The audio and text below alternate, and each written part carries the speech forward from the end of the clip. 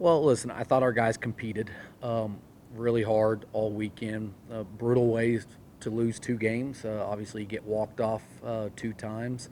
Makes for a tough ending to the season. And listen, at the end of the day, I mean, Lubbock was just way better than us this year. I mean, they're 6-0 against us, and that's the team that's going to make it probably to the regional over us and everything. And they did what they needed to do in those 6 games. And I thought we competed really hard this past weekend. Just things didn't go our way. And listen, we didn't have a good year.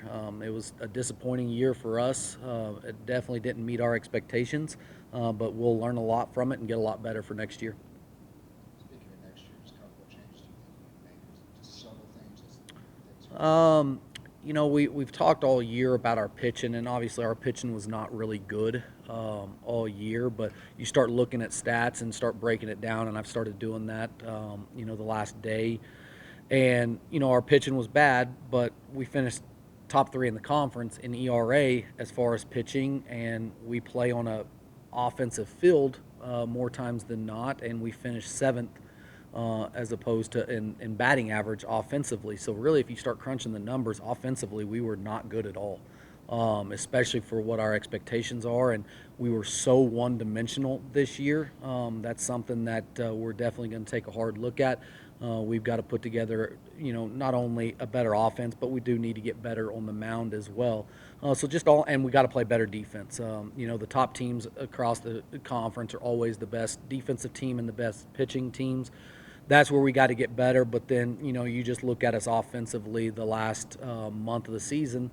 The wind was blowing in a lot of the time, and we're just so station to station this year that it just killed us. And it's hard to win games because, listen, at the end of the day, baseball is about pitching, and good pitching is always going to get out good hitting.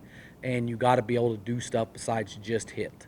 You got to be able to take a walk here and there and bunt or hit and run or steal a base in there, and those things are really important. And we just couldn't win one-run games, and a lot of that is because we were just so station to station this year. Overall, just I was like, not the season as we expected. What positives do you take out of this? Listen, love the group of guys. I thought they competed hard all year long.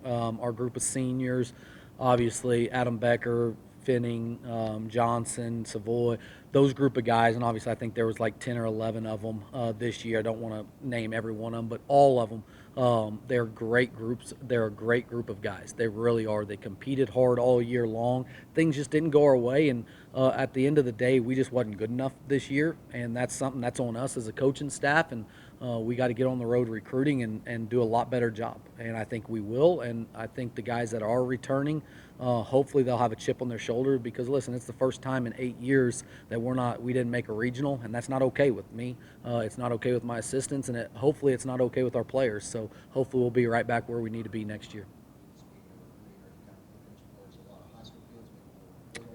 Listen, best players that we can possibly find. I don't care who they are or where they're from or whatever. It's just we know we've talked a little bit as a coaching staff what our needs are to get back to where we need to be. And it doesn't matter if they're JUCO guys, high school kids, Division I transfers, Division II transfers. We'll take the best players that we can possibly find to help us win championships.